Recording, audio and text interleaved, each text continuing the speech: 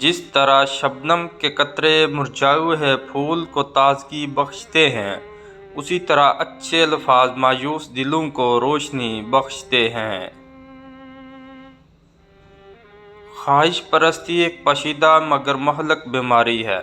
جنت کے منتظر نہ رہو، بلکہ ایسے بن جاؤ کہ جنت تمہاری منتظر رہے۔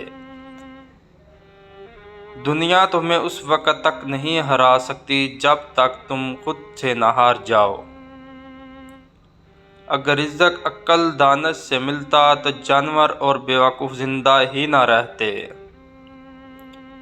روزی وہ چیز ہے جو شخص اسے تلاش نہ بھی کر پائے تب بھی یہ اس کے پاس پہنچ جاتی ہے۔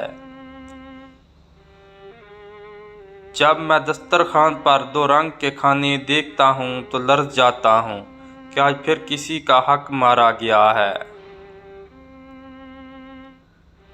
سب سے زیادہ کمزور آدمی وہ ہے جو دوست کو حاصل کرنے میں ناکام ہو، اور اس سے بھی زیادہ کمزور وہ ہے جو ہاتھ آئے ہوئے دوست کو گنوا دے۔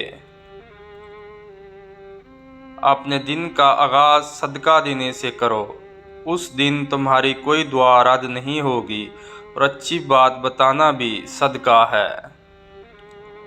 اپنے گھر کی چھت پر اور پانی کے برتن میں گلاب کا پھول الٹا کر کے رکھ دیجئے، بے تحاشا دولت آنا شروع ہو جائے گی۔ دنیا کو خریدنا بے وقوف لوگوں کی تجارت ہے۔